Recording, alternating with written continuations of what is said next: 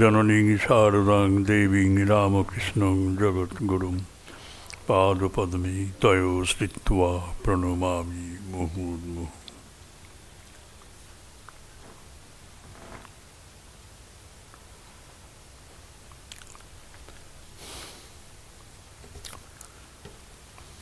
শ্রী শ্রী রামকৃষ্ণ লীলা প্রসঙ্গ।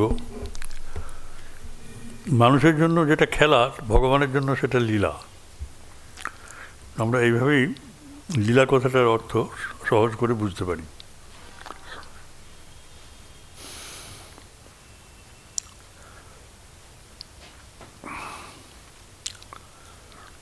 মানুষের খেলা ইচ্ছাধীন নয়, কিন্তু ঈশ্বরের খেলা ইচ্ছাধীন, লীলা। তার কাছে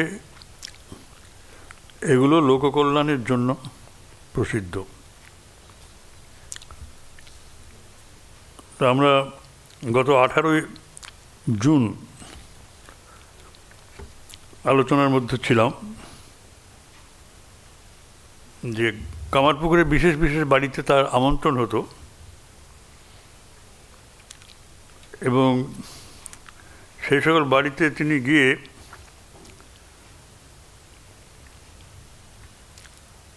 সবার সামনে স্ত্রী পুরুষ ছেলে মেয়ে সব, প্রহ্লাদ চরিত্র, ধ্রুব উপাখ্যান, রামায়ণ মহাভারত সব উপাখ্যান তিনি পরিবেশন করতেন আর তারা শুনতেন। এবং এতদ অঞ্চলে প্রসিদ্ধ দেবদেবীদের প্রকট কাহিনীসমূহ গ্রাম্য কবিদের দ্বারা সরল পদ্যে লিপিবদ্ধ হয়ে গীত হয় গ্রামে গ্রামে। তারকেশ্বর মহাদেবের যোগোদ্ধার পালা, বন বিষ্ণুপুরের মদন মোহনজির উপাখ্যান, এইসব দেবদেবীর অলৌকিক চরিত্র এবং সাধু ভক্তদিগের কাছে সৎস্বরূপ প্রকাশ করবার বৃত্তান্ত সময়ে সময়ে গদাধরের কানে আসত, এবং তিনি ওগুলো তার নিজস্ব শ্রুতির গুণে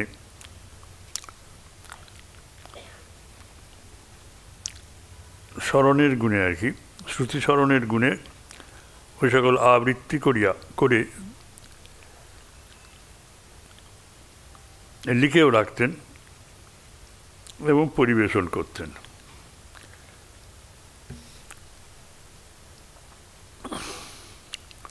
এবং শুধু একবার না, বহুবার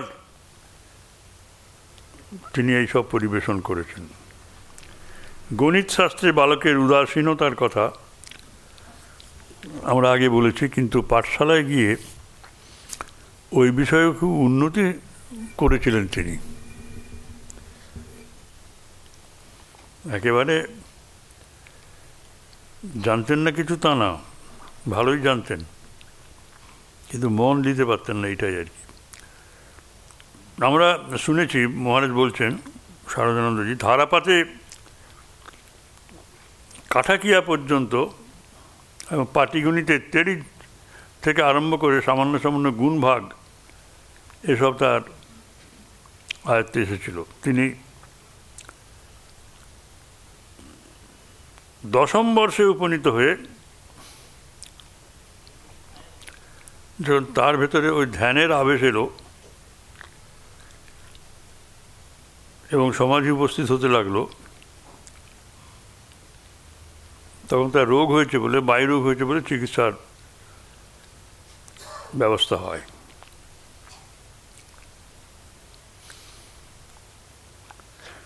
এবং তখন তাকে বলে দেওয়া হয়েছিল যে তুমি যখন ইচ্ছা পাঠশালায় যাবে, আর যা ইচ্ছা তোমার সেটি তুমি শিখবে। দেখুন, এইটা আমরা অনেক সময় ভুলে যাই। মহারাজ বলছেন যে এই স্বাধীনতাটা তিনি পেয়েছিলেন এবং শিক্ষক মশাই সেটা গ্রহণ করেছিলেন। এর জন্য তার অনুপস্থিতি, তিনি কামাই করতেন খুব, যখন ইচ্ছা যেতেন, যখন ইচ্ছা চলে আসতেন।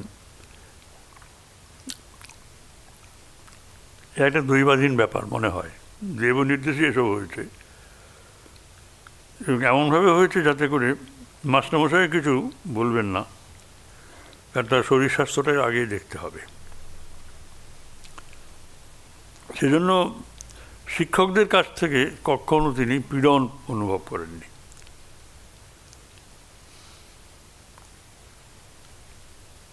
তা এই অবস্থাতে তার পাঠশালার শিক্ষা কী করে বেরোবে আর এগোবে? হয়নি। এইভাবে 2 বছর চলে গেল। গদাধর ক্রমে দ্বাদশ বর্ষে, অর্থাৎ 12 বছরের কিশোর হয়ে উঠলেন।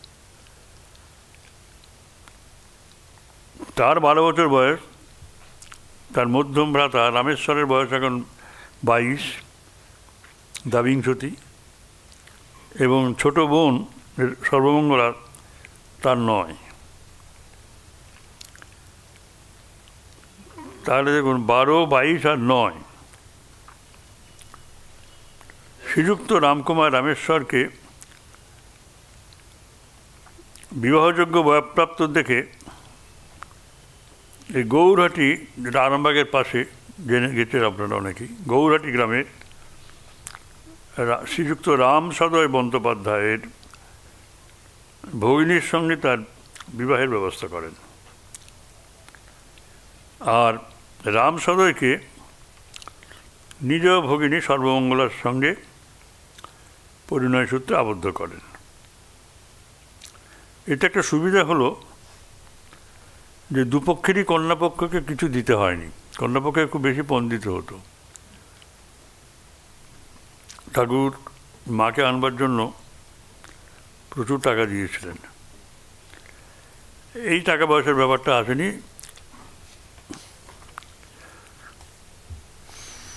পাল্টাপাল্টি হয়ে গেল।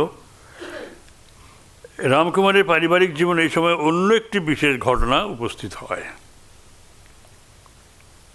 বহু বছর বিয়ে হয়েছে, কিন্তু রামকুমারের স্ত্রী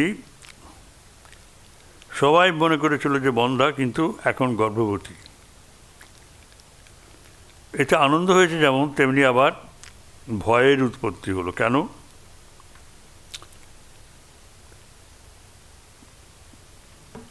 গণৎকার বলেছিলেন, তা নিজেই তো উনি গণৎকার রামকুমার, যে গর্ভধারণ করলেই পত্নীর মৃত্যু হবে। সে যা হোক,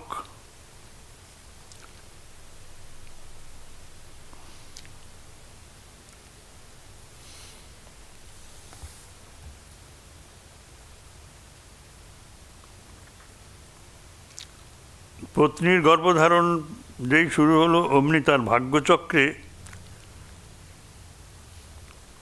বিশেষ পরিবর্তন এলো। পরিবর্তনটা খুব শুভ নয়, কারণ এতদিন তিনি নানা উপায়ে যে পয়সা উপার্জন করছিলেন, এখন আর সেটা বন্ধ হলো না। আর শরীর স্বাস্থ্য ভগ্ন হতে শুরু করলো, আর তেমন কাজও করতে পারতেন না। আর পত্নীর আচরণটাও অন্যরকম হয়ে যাচ্ছে।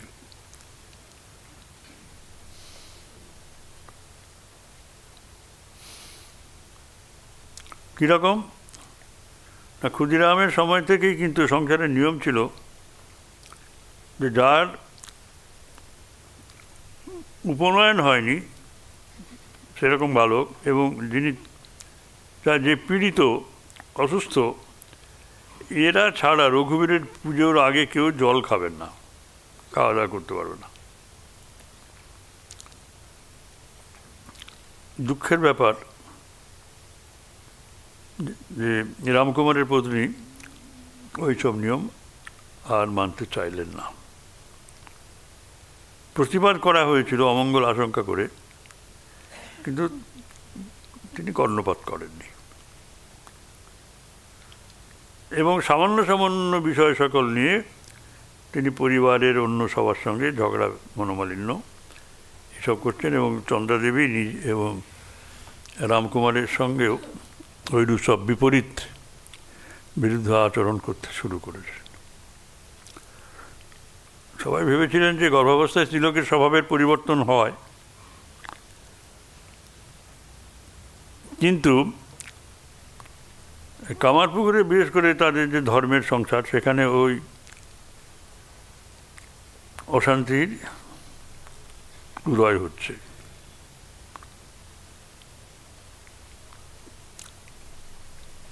এখন পরিবারের সংখ্যা বেড়ে গেছে, কিন্তু অর্থ উপার্জন তেমন হচ্ছে না। রামেশ্বরেরও তেমন কোনো উপার্জন নেই।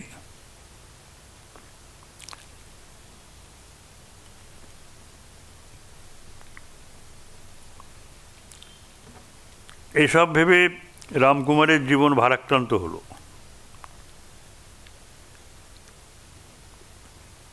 আর এদিকে দিন, পক্ষ, মাস অতীত হয়ে তার পত্নীর প্রসবকাল নিকটবর্তী।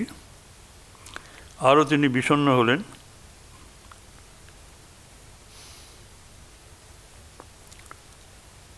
এবং ওই সময় সত্যই উপস্থিত হলো 1255 সালে কোনো এক সময়ে এক পরম রূপবান পুত্র সন্তান প্রসব করলেন তিনি, এবং সূতিকাগৃহেই তিনি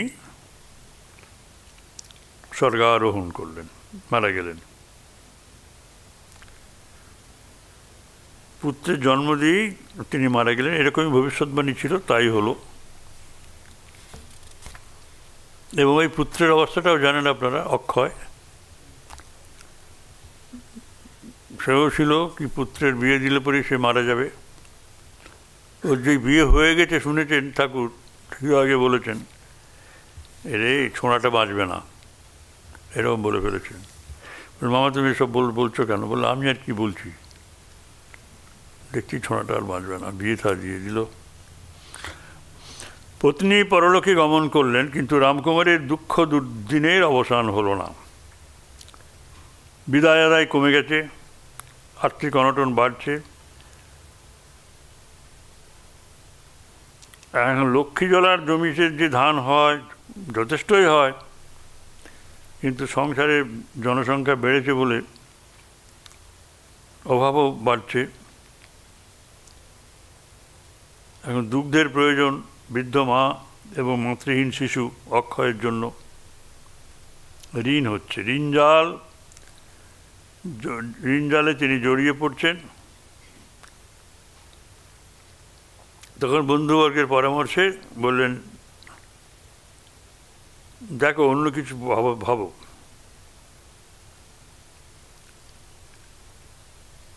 বললে তুমি এখন একটু এই ঘর থেকে ছেড়ে চলে যাও। তোমার 30 বছরের দাম্পত্য জীবন একজন চলে গেল, এই ঘরে তুমি আর থাকতে পারবে না, শান্তি পাবে না, অন্য জায়গায় যাও। বর্ধমানে যাবে, কলকাতা যাবে। সে ঠিক হলো যে কলকাতাতেই যাব।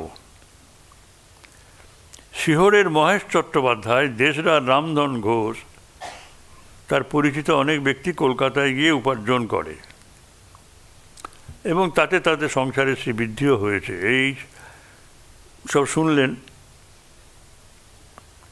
ওই সকল ব্যক্তি বলছেন যে তার চেয়েও তো তারা বিদ্যা বুদ্ধি চরিত্র বলে অনেকাংশে হীন। তার বন্ধুরা বলল, ওরা যখন পেরেছে তুমিও পারবে।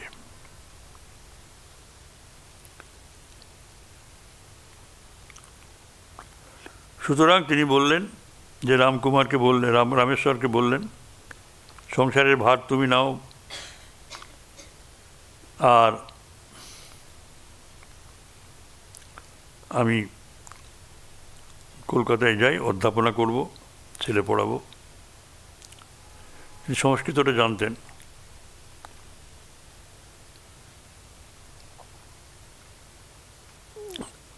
এদিকে রামকুমারের স্ত্রী নেই, চন্দ্রাদেবী আবার সেই গৃহের কর্ত্রী হচ্ছেন। শুধু তাই না, রামকুমারের পুত্র অক্ষয়কেও লালন পালন করতে হচ্ছে। কিন্তু রামেশ্বরের পত্নীও তো খুব নিতান্ত বালিকা, ওই 8-9 বছর 10 বছরের মেয়ে।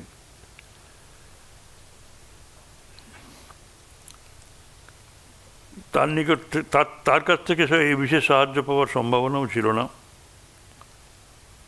এবং রঘুবীরের সেবা, অক্ষয় লালন পালন, রন্ধন, গৃহকর্ম সবই তাকে করতে হতো। সমস্ত দিন চলে যাচ্ছে, বিশ্রামের জন্য সময় থাকতো না।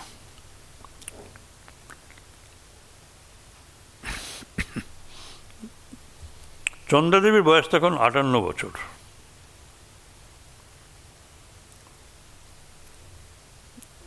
কিন্তু রঘুবীরের এইরকমই ইচ্ছা, এই ভেবে তিনি সব অভিযোগ, মানে সব অসুবিধা সানন্দে বহন করছেন। এদিকে রামেশ্বরও ভাবছে যে কি করি। তিনিও লেখাপড়া শিখেছেন, ওই টুলো পণ্ডিত।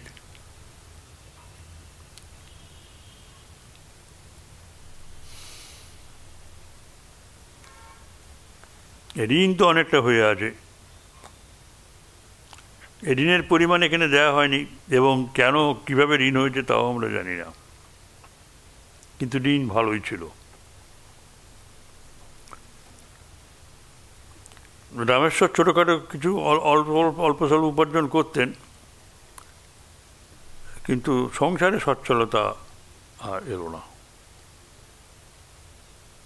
কিন্তু বিশ্বাস তিনিও করতেন যে রঘুবীর কোনো রকমে চালিয়ে দেবেন।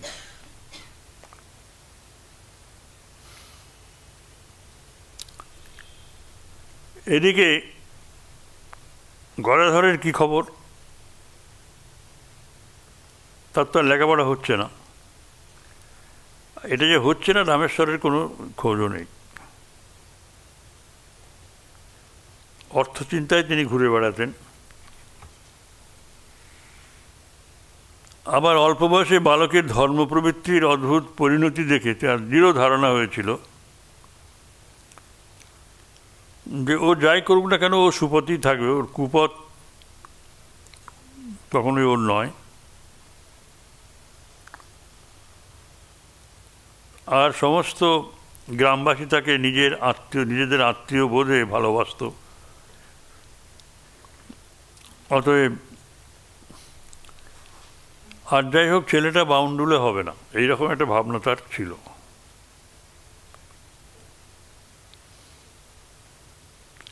এবং তিনি একটু গর্ব অনুভব করতেন যে তার ভাই খুব উদার চরিত্র সম্পন্ন এবং সৎ স্বভাবের, সেই জন্যই সে এত প্রিয়।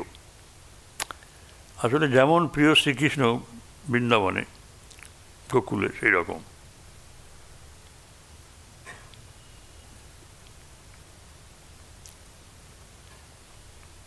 রামকুমার যখন চলে যান তখন গদাধরের বয়স 13। রামকুমারই তাকে একটু শাসন করতেন, রামেশ্বর তো করছেনই না, তাহলে অভিভাবক নেই। এখন তিনি সমস্ত কর্মের দায় দায়িত্ব নিজের উপরই রাখলেন, এবং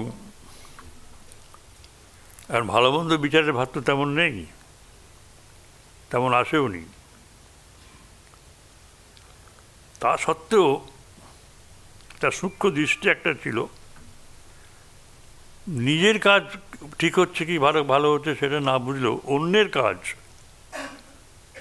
প্রত্যেকটি ব্যক্তির কাজ, উদ্দেশ্য তিনি লক্ষ্য করতে বুঝতে পারতেন যে কোন লোকটা ভালো, কোন লোকটা খারাপ, কোথায় যেতে হবে, কোত্থেকে দূরে থাকতে হবে।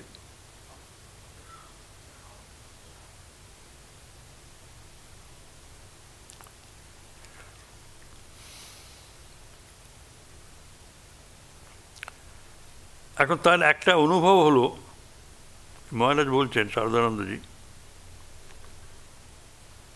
তাহলে পাঠশালায় যারা বিদ্যাভ্যাসে যায়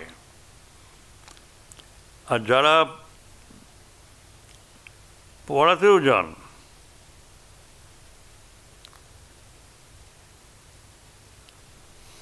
তাদের উদ্দেশ্য তো একটাই, অর্থ উপার্জন আর সাংসারিক ভোগ সুখ লাভ।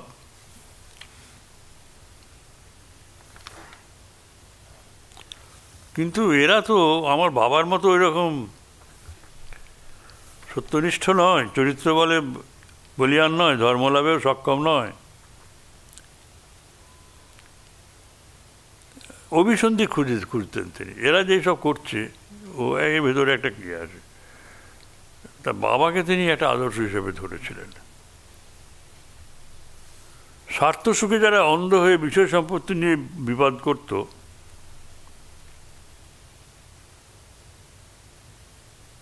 এইরকম সমস্ত দৃষ্টান্তগুলো গ্রামে তো দেখতেন তিনি এবং বুঝতে পারতেন যে অর্থ এবং ভোগ লালসা মানব জীবনে অনেক অনর্থ আনে। সে অর্থকরী বিদ্যার্জনে এখন দিন দিন উদাসীন। পিতার মতোই মোটা ভাত কাপড়ে সন্তুষ্ট থেকে ঈশ্বরের প্রীতি লাভকে মনুষ্য জীবনের সার উদ্দেশ্য বলে তিনি যে বুঝতে পারবেন এ বিষয়ে এতটুকু সন্দেহ নেই।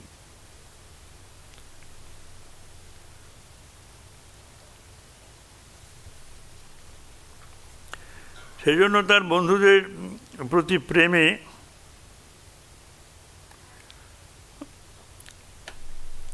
পাঠশালায় যেতেন, প্রায় প্রতিদিনই কোনো না কোনো একটা সময়ে গিয়ে তাদের সাথে দেখভাল করতেন। কিন্তু রঘুবীরের সেবা পুজো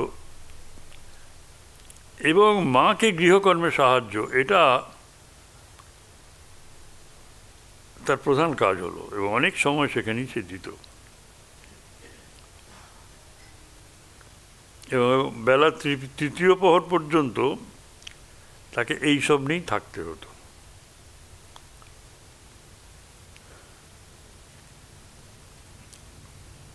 এবং বাড়িতে থাকার জন্য পল্লী রমণীরা তার কাছে আসতো, ওর মায়ের কাছে আসতো।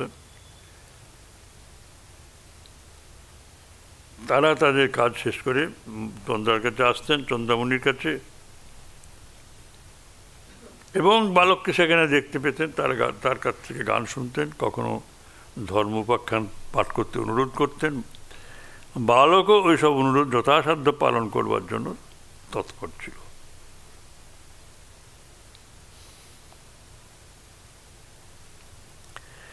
এমনকি তারা চন্দ্রাদেবীর গৃহকর্মে সাহায্য করে গলায় যাতে কাজকর্ম একটু কম হয় এবং তাদের সাথে আলোচনা করবার সময়টা বাড়ে, গান শুনবার অবসর হয়, তাদের কথা শুনবার অবসর হয়, তারা অম্লান বদলের শ্রীমতী চন্দ্রার কাজগুলো করেও দিতেন।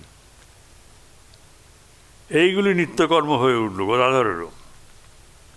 তারা খুব আনন্দ পেতেন গোপীদের, গোপ রমণীদের কথা স্মরণ করাচ্ছেন আর কি। সুতরাং তারা অধিকক্ষণ শুনবার আশায় তাড়াতাড়ি তাদের গৃহকর্ম শেষ করে এই চন্দ্রালয়ে তারা আসতেন।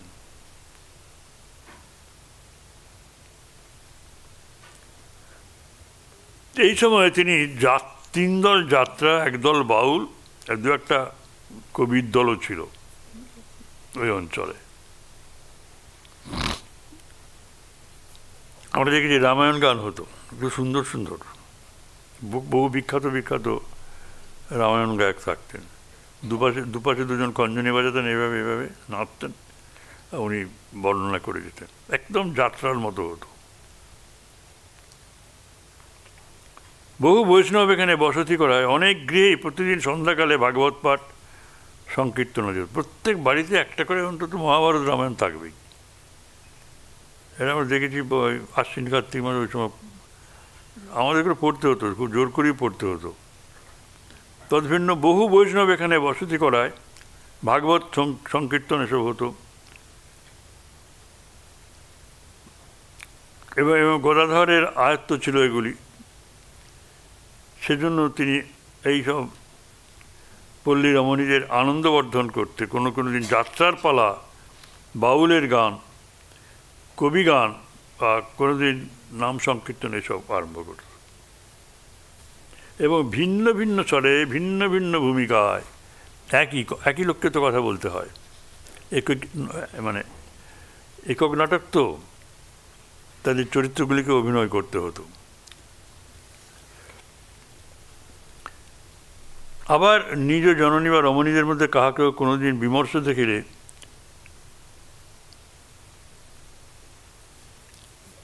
তিনি তাদের মধ্যে হাস্যরসের এবং কৌতুকের উদ্ভাবন করে সেই বিষণ্ণ ভাবটাও কাটিয়ে দিতেন।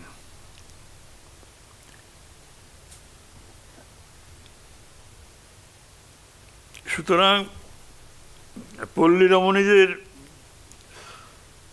গদাধরের প্রতি ভক্তি বিশ্বাস বাড়লো, এইভাবে বেড়ে যাচ্ছে এবং তাদের হৃদয়ে গদাধরের ঐরূপ প্রভাব বিস্তার হচ্ছে।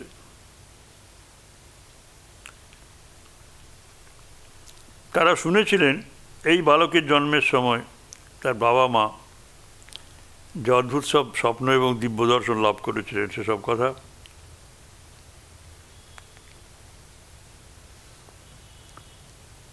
এবং সত্যিই তার জ্বলন্ত দেবভক্তি, তন্ময় পুরাণ পাঠ, মধুর কণ্ঠে সঙ্গীত এবং তাদের সবার প্রতি যে আত্মীয় সুলভ সরল উদার আচরণ,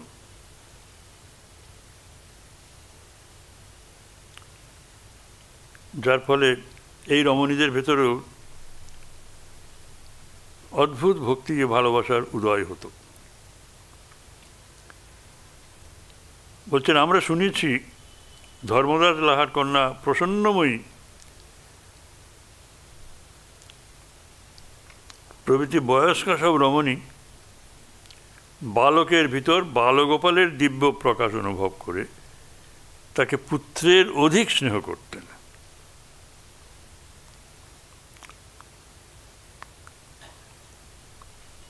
এবং স্বল্পবয়স্ক রমণীগণ তাকে এইভাবে ভগবান শ্রীকৃষ্ণের অংশ সম্ভূত বলে বিশ্বাস করে তার সঙ্গে সূক্ষ্মভাবে সম্বন্ধ হয়েছিল। এই যে পল্লী রমণী, এরা সবই তো বৈষ্ণব বংশে জন্ম অনেকেরই, এবং তাদের সরল এই কবিতাময় বিশ্বাস তাদের ধর্মজীবনের প্রধান অঙ্গ ছিল। সুতরাং এই অশেষ গুণসম্পন্ন প্রিয়দর্শন বালককে খুব সহজেই দেবতা বলে তাদের বিশ্বাস হয়েছিল।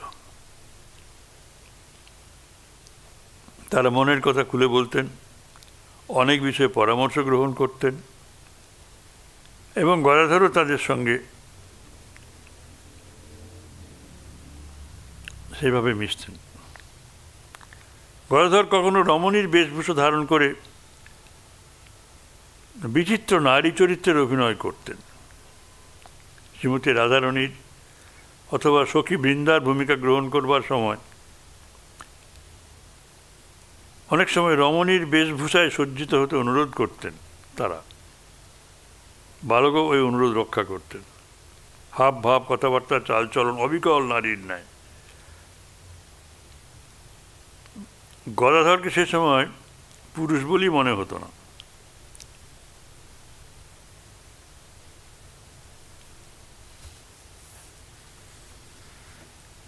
এবং বালক নারীদের প্রত্যেকটি কাজ কত তন্ন করে লক্ষ্য করত।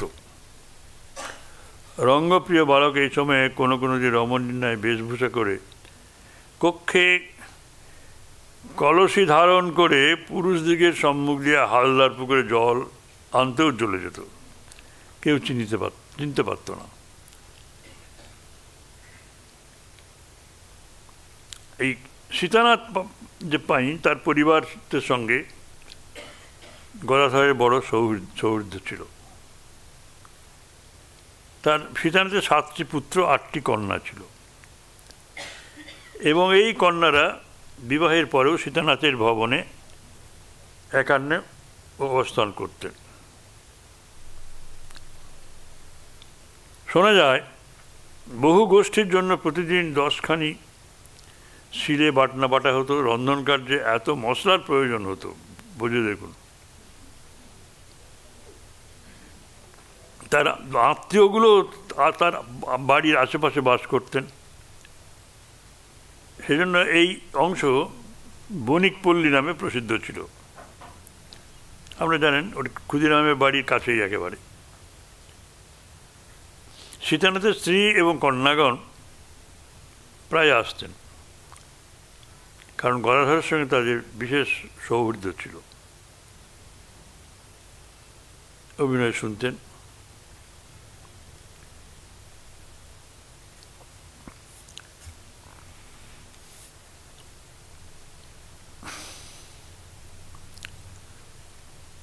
সীতানাথ গদাধরকে বিশেষরূপে ভালোবাসতেন। সেজন্য কেউ সাবধান করে দিলে যে এত মেয়ের মধ্যে ওই ছেলেটাকে নিয়ে আসো কেন, এরকম বলতেন তারা। কিন্তু তারা তিনি সীতানাথ পাইন কোনো আপত্তি করতেন না, বরং উৎসাহ দিতেন।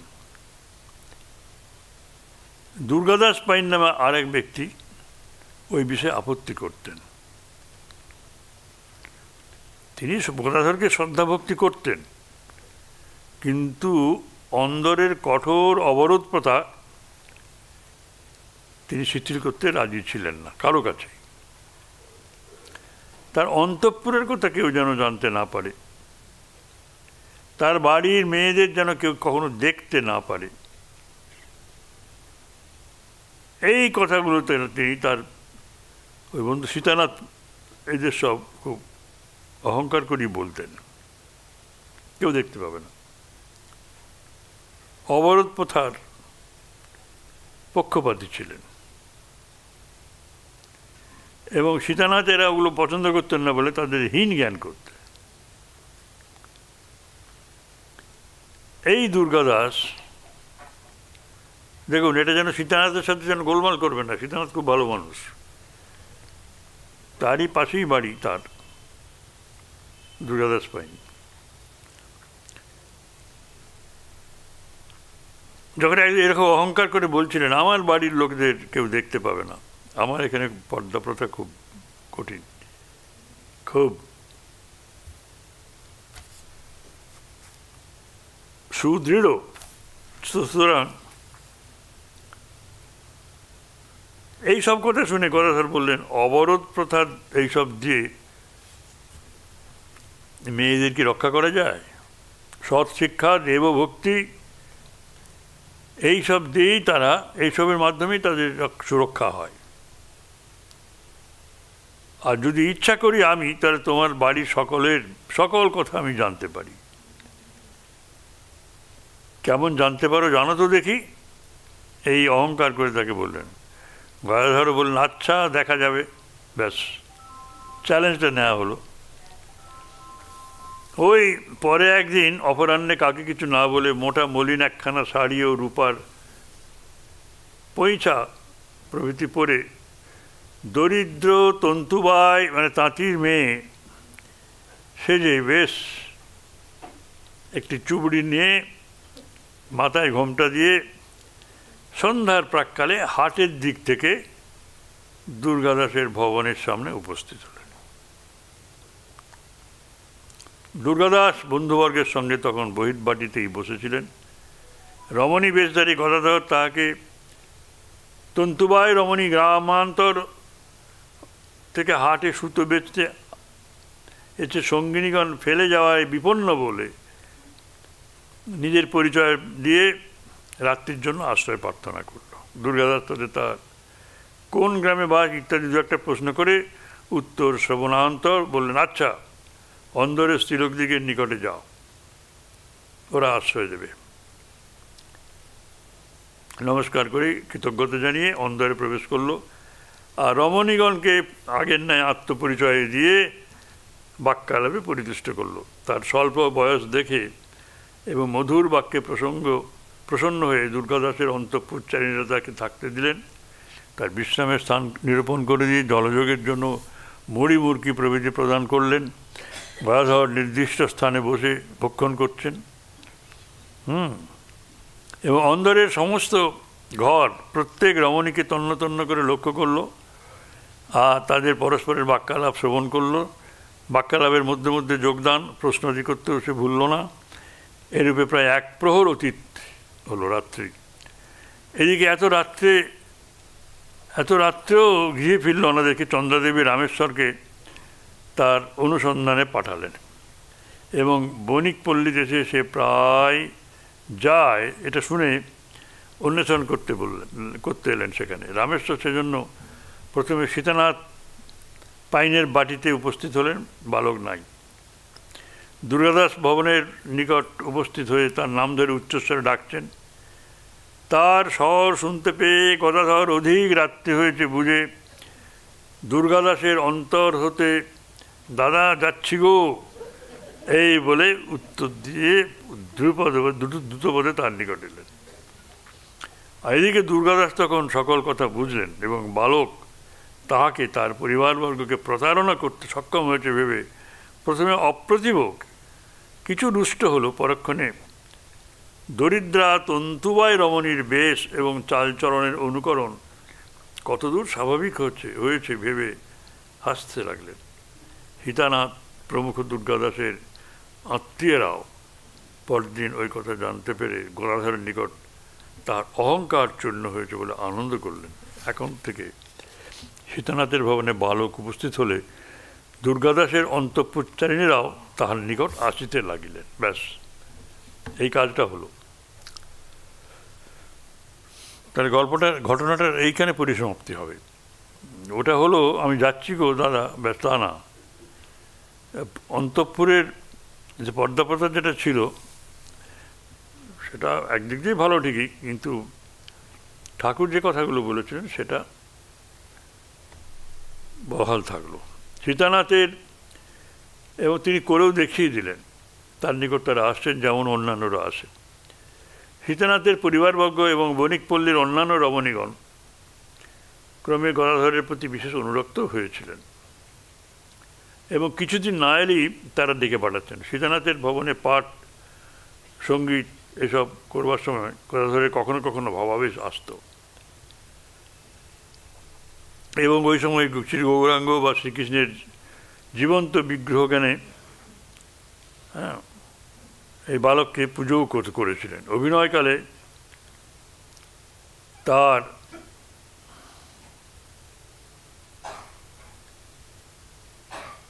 তারা তাকে একটি সুবর্ণ নির্মিত মুরলী এবং স্ত্রী পুরুষ চরিত্রের অভিনয় উপযোগী বিবিধ পরিচ্ছদ প্রস্তুত করিয়ে দিয়েছিলেন। বাবা, সোনার দিয়েছিলেন একটা বাঁশি। ঠাকুর বাঁশি বাজাতে পারতেন জানতাম না তো।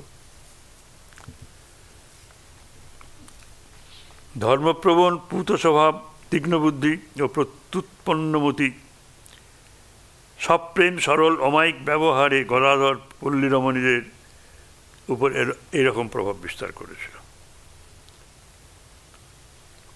1299 সালের বৈশাখের শুরুতে স্বামী রামকৃষ্ণানন্দ স্বামী প্রমুখ আমরা কয়েকজন কামারপুকুর দর্শনে যাই এবং সীতানাথ পাইনের কন্যা শ্রীমতী রুক্মিণীর সাক্ষাৎ পাই। তার তখন বয়স আন্দাজ 60 বছর। শ্রীযুক্ত গদাধরের পূর্বোক্ত প্রভাব সম্বন্ধে তিনি আমাদের যা বলেছেন এখানে তার উল্লেখ করলে পাঠক বিষয়টি উপলব্ধি করবেন। তিনি বলছিলেন, আমাদের বাড়ি এখান হতে একটু উত্তরে ওই দেখা যাচ্ছে। আজকাল আমাদের বাড়ির ভগ্নাবস্থা, পরিবারবর্গ একরূপ নাই। আমার বয়স তখন 17-18 বছর। তখন বাড়িটি দেখলে লক্ষ্মীমন্তের বাড়ি বলে মনে হতো। আমার পিতা ঈশ্বর সীতানাথ পাইন। খুড়তুতো জাটতুতো সকলকে ধরে সর্বশুদ্ধ আমরা 17-18টি ভগ্নী ছিলাম এবং বয়সে পরপর 2-5 বছরের ছোট বড় হলেও ওইকালে সকলে যৌবনে পদার্পণ করেছিলাম। গদাধর বাল্যকাল থেকেই আমাদের সঙ্গে একত্রে খেলাধুলা করতেন, সেজন্য আমাদের সত্য আর খুব ভাব ছিল। আমরা যৌবনে পদার্পণ করলেও তিনি আমাদের বাড়িতে যেতেন। ওইরূপে তিনি বড় হবার পরেও আমাদের বাড়ির অন্দরে যাতায়াত করতেন। বাবা তাকে বড় ভালোবাসতেন, আপন ইষ্টের মতো দেখতেন ও ভক্তি শ্রদ্ধা করতেন। পাড়ার কেউ তাকে বলতো, তোমার বাড়িতে অতগুলো যুবতী কন্যা আর গদাধর এখন বড় হয়েছে, অত বাড়ির ভেতরে যেতে দাও কেন? বাবা বলতেন, তোমরা নিশ্চিন্ত থাকো। মানে সীতানাথ পাইন বলতেন। আমি গদাধরকে খুব চিনি, আর কেউ কিছু সাহস করে বলতে পারতো না। এবং তিনি আমাদের কত পুরাণ কথা বলতেন, কত রঙ্গ পরিহাস করতেন। আমরা প্রায় প্রতিদিন ওই সকল শুনতে শুনতে আনন্দে গৃহসৎকর্ম করতাম। তিনি যখন আমাদের নিকট থাকতেন তখন কত আনন্দে যে সময় কাটত তা এক মুখে আর কি বলবো। যেদিন তিনি না আসতেন সেদিন তার অসুখ হয়েছে ভেবে আমাদের মন ছটফট করত। সেদিন যতক্ষণ না আমাদের কেউ জল আনবার বা অন্য কোনো কর্মের দোহাই দিয়ে বামুন মা মানে চন্দ্রাদেবীর সঙ্গে দেখা করে তার সংবাদ নিয়ে আসতো, ততক্ষণ আমাদের কারো প্রাণে শান্তি থাকতো না। তার প্রত্যেক কথাটি আমাদের অমৃতের মতো মনে হতো। সেজন্য তিনি যেদিন আমাদের বাড়িতে না আসতেন সেদিন তার কথা নিয়েই আমরা দিন কাটাতাম। কেবল রমণীদের সাথে মিলিত হয়ে গদাধর ক্ষান্ত ছিল না। তার সর্বতোমুখী উদ্ভাবনী শক্তি এবং সকলের সঙ্গে প্রেমপূর্ণ আচরণ তাকে গ্রামের আওয়াল বৃদ্ধ বনিতা সকলের সঙ্গেই মিলিত করেছিল। প্রতিদিন সন্ধ্যাকালে গ্রামের বৃদ্ধ যুবকবৃন্দ যেসব স্থলে মিলিত হয়ে ভাগবত পুরাণ এসব সঙ্গীত সংকীর্তন আনন্দ উপভোগ করতেন, এইসব সমস্ত স্থানে গদাই যেতেন। বালক ওই সকল স্থলের যেখানে যেদিন উপস্থিত থাকত সেখানে সেদিন আনন্দের বন্যা প্রবাহিত হতো। তার মতো পাঠ আর ধর্মতত্ত্বের ব্যাখ্যা আর কেউ করতে পারতেন না। সংকীর্তনকালে তার মতো ভাবোন্মত্ততা, তার মতো নতুন নতুন ভাবপূর্ণ আখর দেবার শক্তি, তার মতো মধুর কণ্ঠ আর রমণীয় নৃত্য আর কারও ছিল না। আবার রঙ্গ পরিহাস স্থলে তার মতো সং দিতে, তার মতো নরনারীর সকল প্রকার আচরণ অনুকরণ করতে, তার মতো নতুন নতুন গল্প গান যথাস্তরে অপূর্বভাবে লাগিয়ে সকলের মনোরঞ্জন করতে আর কেউ পারতেন না। সুতরাং যুবক এবং বৃদ্ধেরা সকলেই তার প্রতি বিশেষ অনুরক্ত হয়েছিলেন এবং প্রতিদিন সন্ধ্যাকালে তার আগমন প্রতীক্ষা করতেন। বালকও সেজন্য কোনো দিন এক স্থলে, কোনো দিন অন্য জায়গায় তাদের সঙ্গে সমভাবে মিলিত হয়ে আনন্দবর্ধন করতেন। এই বালক পরিণত বয়স্কের মতো বুদ্ধি ধারণ করে তাদের মধ্যে অনেকে নিজ নিজ সাংসারিক সমস্যা সকলের সমাধানের জন্য পরামর্শ গ্রহণ করতেন। এই বুদ্ধি ধারণ করতেন বলেই পরিণত বয়স্কের মতো সাংসারিক বিষয়ের ব্যাপারটার সঙ্গেও তার কার সঙ্গে আলোচনা করে চলত। ধার্মিক ব্যক্তিগণ এইরূপে তার পূত স্বভাবে আকৃষ্ট হয়ে ভগবত নাম কীর্তন তার ভাব সমাধি হতে দেখে তার পরামর্শ গ্রহণ করে তার নিজ নিজ গন্তব্য পথে অগ্রসর হতেন। শ্রীনিবাস সাঁকারি কয়েকজন যুবক শ্রীযুক্ত গদাধরকে এখন থেকে দেবতা জ্ঞানে ভক্তি এবং পূজা করত। কেবল ভণ্ড এবং ধূর্তরা তাকে দেখতে পারত না, কারণ গদাধরের তীক্ষ্ণ বুদ্ধি তাদের উপর মোহনীয় আবরণ ভেদ করে গোপনীয় উদ্দেশ্যগুলো ধরে ফেলত। সত্যনিষ্ঠ স্পষ্টবাদী বালক এবং অনেক সময় এই সকল ঘটনা কীর্তন করে তাদের অপদস্থও করত। শুধু তাই নয়, রঙ্গপ্রিয় গদাধর অনেক সময় অপরের নিকট তাদের কপট আচরণের অনুকরণ করেও বেড়াত। এর জন্য মনে মনে কুপিত হলেও সকলের প্রিয় নির্ভীক বালকের তারা কিছুই করতে পারত না।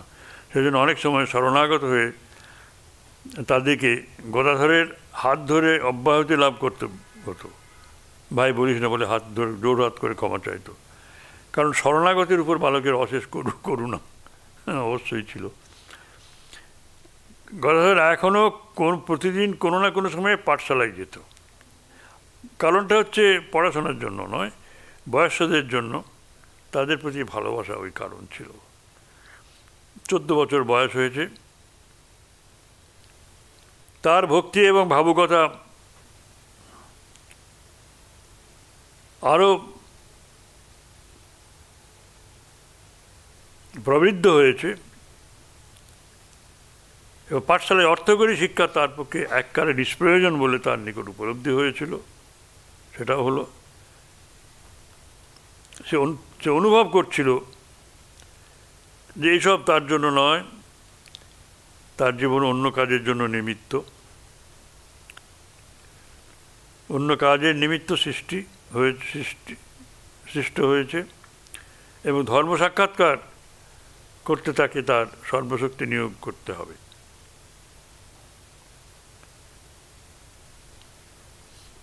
এ সময় অনেক ছায়াছায়া, অস্পষ্ট ছায়াছায়া সব ভাব আসত, কিন্তু সে সময়ে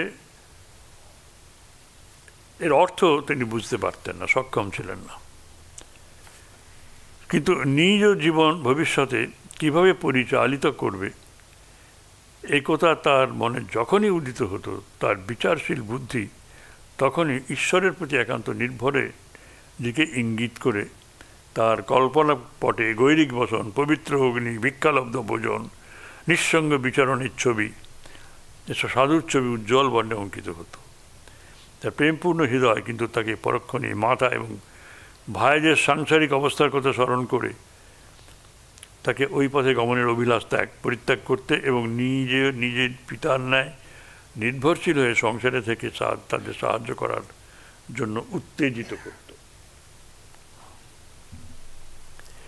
এরূপে বুদ্ধি এবং হৃদয় তাকে ভিন্ন পথে পরিচালিত করায় যা করেন রঘুবীর এই ভাব নিয়ে তিনি ঈশ্বরের আদেশের জন্য প্রতীক্ষা করতেন।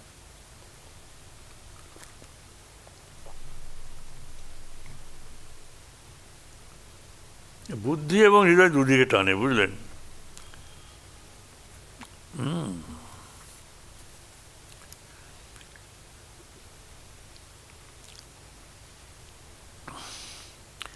কারণ বালকের প্রেমপূর্ণ হৃদয় একান্ত আপনার বলে তাকে ইতপূর্বে অবলম্বন করেছিলেন। সুতরাং যথাকালে তিনি ওই প্রশ্ন সমাধান করে দেবেন। ঈশ্বরকে তিনি আপন বলে ভেবেছিলেন, ঈশ্বরই সব ব্যবস্থা করে দেবেন।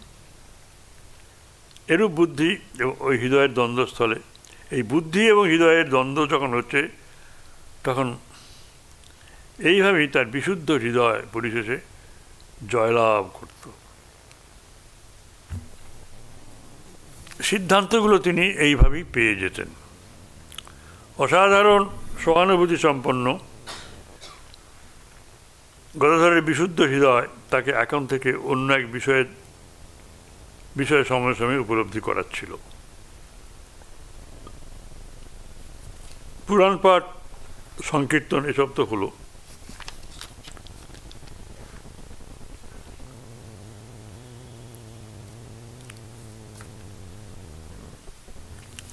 তিনি এইভাবে জ্ঞান বিতরণ করতেন। কিন্তু এই করতে করতে তাদের জীবনের সুখ দুঃখ এখন সর্বতভাবে তার নিজের সুখ দুঃখ বলে অনুভব হচ্ছে। সেই আত্মোপম্যেন সর্বত্র সমং পশ্যতি অর্জুন, সুখং বা যদি বা দুঃখং সহযোগী। এই বিশাল একটা অনুভব আসছে যে সবার সুখ দুঃখ যেন তার সুখ দুঃখ হয়েছে।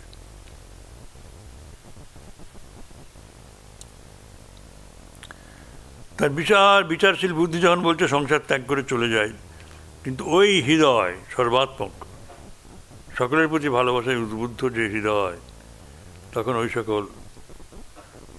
ওই হৃদয়ই তখন সরল সমস্ত মানুষের, নরনারীর প্রেমপূর্ণ আচরণের এবং তাদের প্রতি অসীম বিশ্বাসের কথা স্মরণ করে তাকে এমনভাবে নিজ জীবনে নিয়োজিত করতে বলতো দর্শনে তারা সকলে নিজ নিজ জীবন পরিচালিত করবার উচ্চাদর্শ লাভে কৃতার্থ হতে পারে এবং তার সঙ্গে তাদের বর্তমান সম্বন্ধ যাতে সুগভীর পারমার্থিক সম্বন্ধে পরিণত হয়ে চিরকালের নিমিত্ত অবিনশ্বর হতে পারে। বিশাল বড় সেন্টেন্স করে দিয়েছেন মহারাজ।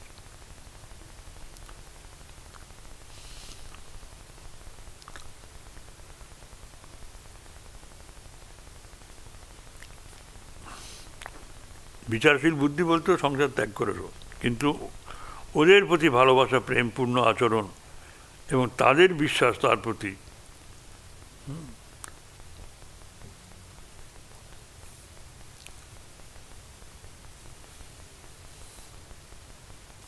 এদের মধ্যে কী করে সম্মেলন ঘটবে, কিন্তু ঘটে যেত বলতেন যে ঈশ্বরের করুণায় ইচ্ছায় পারমার্থিক সম্বন্ধ একটা আসত চিরকালের নিমিত্ত, সেই সম্বন্ধ অবিনশ্বর, এবং তার স্বার্থগন্ধশূন্য হৃদয় তাকে ওই বিষয়ে স্পষ্ট আভাস দিতেন।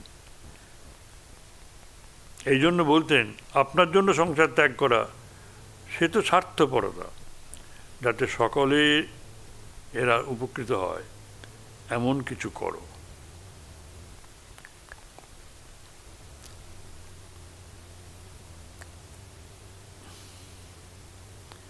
পাঠশালায় এবং পরে টোলে এই বিদ্যাভ্যাস সম্বন্ধে কিন্তু গদাধরের হৃদয় এবং বুদ্ধি এখন মুক্তকণ্ঠে এই এক কথাই বলছিল, কি কিন্তু সহসা পাঠশালা পরিত্যাগ করলে বয়স্কগণ তার সঙ্গ লাভে বঞ্চিত হবে,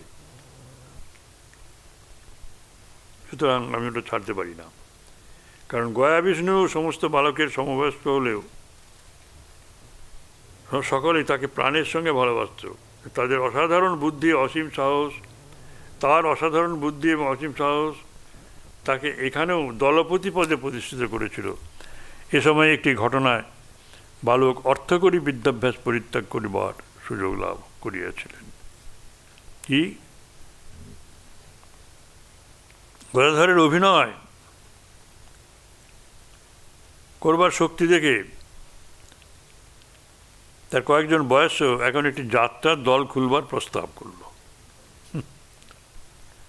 বললে, ওইটি তুমি শিক্ষা সকালকে সব মানে না এই ডিরেক্টরের ভূমিকা তুমি নেবে, শিক্ষাদানের ভারটা তোমাকে নিতে হবে। সম্মত হলেন উনি, কিন্তু অভিভাবকরা জানলে পরে বাধা হবে দেবে। কোন স্থানে তারা ওই বিষয়ে শিক্ষা লাভ করবে চিন্তিত হয়ে পড়ল তারা। বলেন, চলো এখানে নয়, মানিক রাজার আমবাগানে। হ্যাঁ, স্থির হলো পাঠশালা থেকে পালিয়ে, এই পাঠশালা পালানো শুরু হলো। পাঠশালা থেকে পালিয়ে তারা প্রতিদিন ওই নির্দিষ্ট সময়ে ওখানে উপস্থিত হবে, ওইখানে সব তাদের রিহার্সাল হবে। শীঘ্র কাজে পরিণত হলো এবং গদাধরের শিক্ষার গুণে এবং তাদের আপন আপন প্রতিভার গুণে যাত্রা হচ্ছে রামচন্দ্র শ্রীকৃষ্ণ বিষয় যাত্রা আম্রকানন মুখরিত হয়ে উঠল। এবং সমস্ত ব্যাপারে কিন্তু গদাধরকে নিজ উদ্বোধনী শক্তি বলে সম্পূর্ণ করতে হতো এবং ওদের প্রধান চরিত্রের ভূমিকাগুলো তাকেই গ্রহণ করতে হতো। যাত্রার দল এক প্রকার মন্দ গঠিত হলো না, বালকেরা পরম আনন্দ লাভ করল। আম্রকাননে অভিনয়কালে গদাধরের সময়ে সময়ে ভাবসমাজিও হতে শুরু হলো।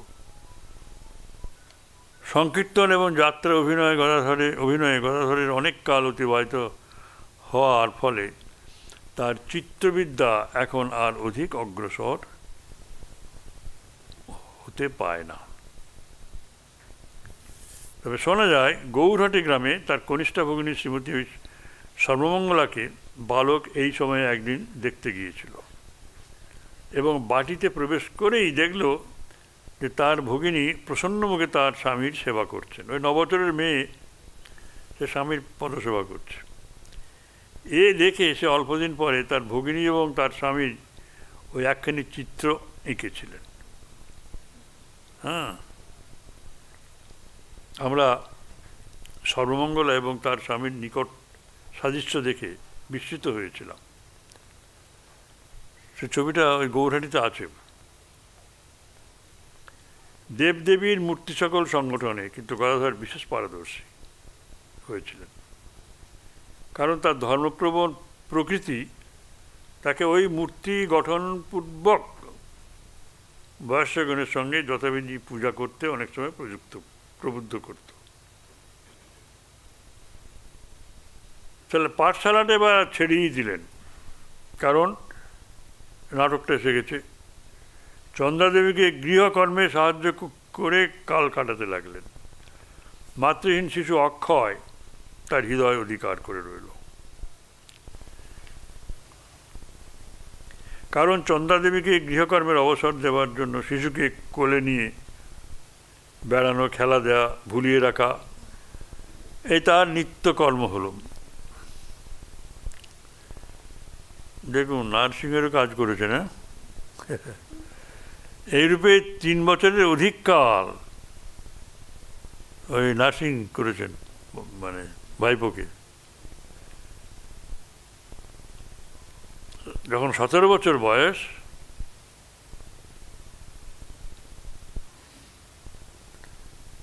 তখন কি এইবার আহ্বান এলো, আর কামারপুকুর নয়, চলো কলকাতা। কারণ রামকুমারী কলকাতার চতুষ্পাটিতে ছাত্র সংখ্যা বেড়েছে।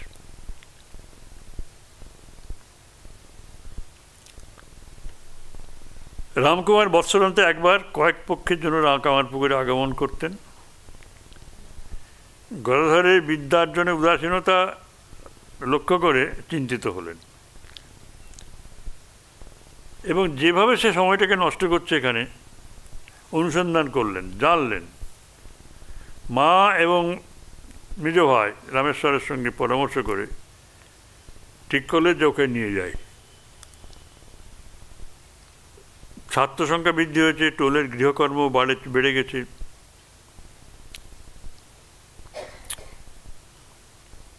অতএব স্থির হলো গদাধর কলকাতায় এসে তাকে ওই বিষয়ে সাহায্য দান করবে এবং অন্য ছাত্রগণের মতো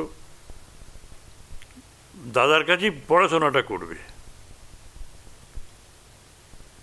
এখন গদাধরকে বলা হলো, এখন বয়সটা দাদার বয়সটা বাবার মতোই, পিতৃতুল্য অগ্রজ, সাহায্য করতে হবে, কোনো কিছুমাত্র আপত্তি নেই। এই বৃন্দাবন ত্যাগ হয়ে যাচ্ছে, বুঝলেন, মথুরায় চলে গেলেন। শুভ দিনে শুভক্ষণে গদাধর রঘুবীরকে প্রণাম করে চন্দ্রা দেবীর পদধূলি নিয়ে কলকাতা যাত্রা করলেন। একেবারে মহাভারতের বুকে এসে পড়লেন, চট্টগ্রাম কামারপুকুর।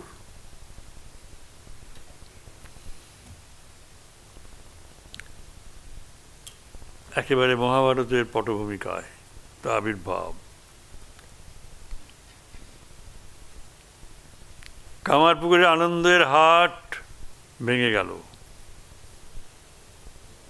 চন্দ্রা ও গদাধরের প্রতি অনুরক্ত নরনারী সকল তার মধুময় স্মৃতি, ভাবী উন্নতির চিন্তা, এইসব করে কোনো রকমের দিন কাটছে।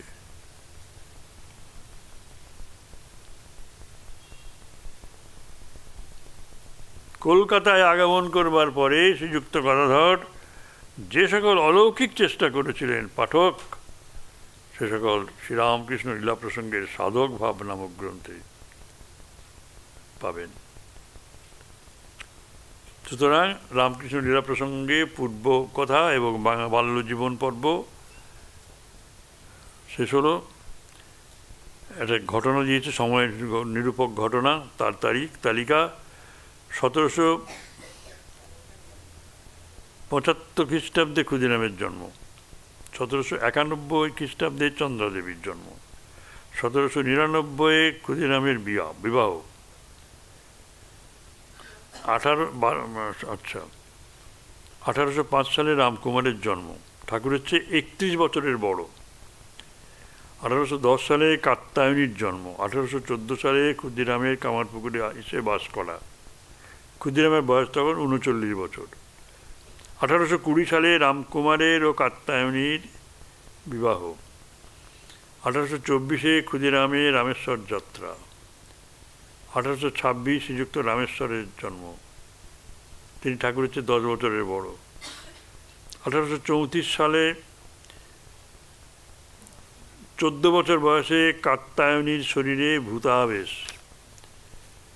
1835 ক্ষুদিরামের গয়া দর্শন, 60 বছর বয়স। আর 1836 সালে 6ই ফাল্গুন রামকৃষ্ণদেবের জন্ম। 1839 সালে সর্বমঙ্গল আট। 1842 ক্ষুদিরামের দেহত্যাগ, 68 বছর বয়স। ঠাকুরের বয়স তখন 7 বছর।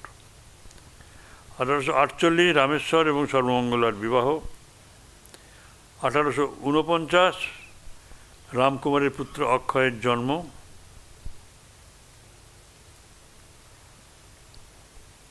এবং তার মা 36 বছর বয়সে মারা যান।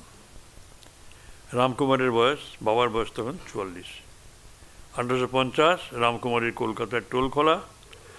1853 ঠাকুরের কলকাতায় আগমন, ঝামাপুকুর চতুষ্পাটিতে বাস। 1855 দক্ষিণেশ্বর কালীবাটি প্রতিষ্ঠা। আর 1857 শ্রীযুক্ত রামকুমারের মৃত্যু 52 বছর বয়সে। আজ কত তারিখ? 28? 27।